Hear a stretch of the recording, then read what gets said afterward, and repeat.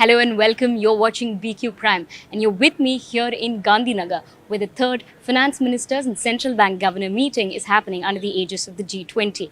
Behind me is the RBI Pavilion or the Innovation Hub where various digital innovations that have been brought to us in this country are currently on display. Walk along with me as we explore what are the different kinds of stalls that we're seeing over here. Straight ahead are various technology platforms, startups, and innovation ideas that have been presented in this country as of now. Further ahead, we have multiple contestants, multiple startups that have put their stalls on display, their digital innovations. And as you can see, we have cyber technology, we have STEMpedia in terms of the digital STEM innovations that can be used for children. We have Diagnostic Private Limited partners in that. Various other institutions put their stalls up here in Gandhinagar. These are all multiple tech and innovation startups that have been presented across the country. To my right ahead is the Reserve Bank of India's stall, and here this is the Ombudsman scheme.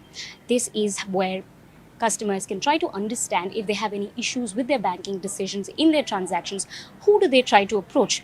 Whom can they talk to? Talking to us about this particular stall, ma'am, if you could get a sense on what this stall is about. This stall is the customer protection hub. Actually, it was launched. It is about the Reserve Bank Integrated Ombudsman Scheme. It was launched by the Honorable Prime Minister on 12th November 2021, and our stall is basically about the what are the various measures that RBI has taken for the customer protection. Like I can take you through the thing. Actually, the scheme as such, the Ombudsman scheme started in 1995. But after it has gone a number of revisions, and in 2021, as I said, it was launched by the Honorable Singh, wherein Honorable Prime Minister, wherein a lot of entities have been covered. Now we have around 1,939 entities. I mean, banks, corporate, scheduled commercial banks, cooperative banks, non-banking financial companies, and payment system providers also have been provided in that scheme. Customer being aggrieved by a service that is offered by a regulated entity can approach the regulated entity, that is a bank or a non-banking finance company.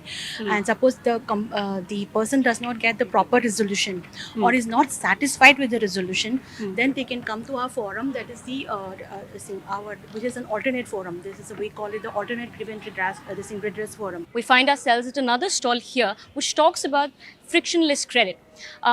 Collateral-based credit is one of the biggest hurdles that many of the underbanked population in this country face, particularly when we're talking about farmers, cattle herders. What is their access to credit? What are the documentations that is needed? Or rather, how is all of this being facilitated in a much easier process? We're trying to understand that here at this particular stall, where we have both the application for a digital Kisan credit card or the KCC, as well as digital cattle loan. With us here, sir, if you could let us know, what is this stall about? No, thanks for having me here. Basically, this stall shows how India's digital technology tools, India's DPI, can be leveraged to benefit a billion adults. So, as RBI set us up as an independent company to focus on innovation in finance. So, what we did is we realized that for a farmer to get a Kisan credit card, which is a working capital limit, of over a lakh of rupees, it used to take 4 to 6 weeks. It used to take about 5 visits to the bank branch. We have re-engineered the entire process in coordination with RBI, and now takes just a few minutes.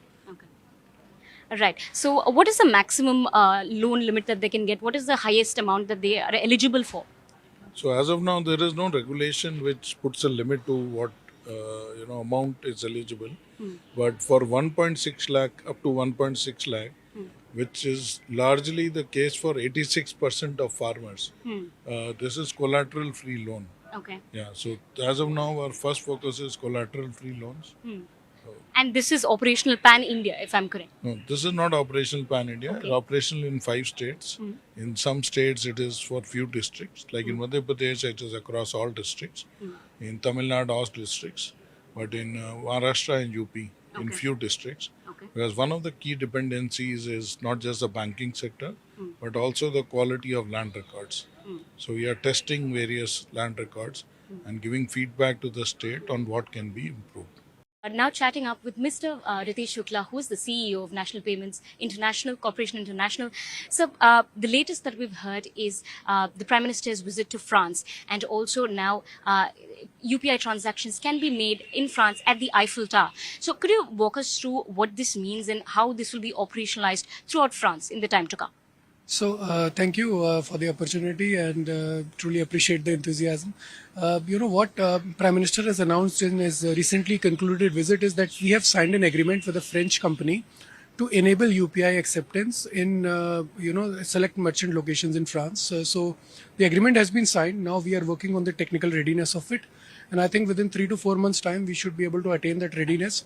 Once the program goes live, then Indians who are traveling from India and users of different UPI powered apps such as Bheem UPI will be able to scan the QR codes and make payments for transactions that they carry out when they visit France as tourists. Yeah.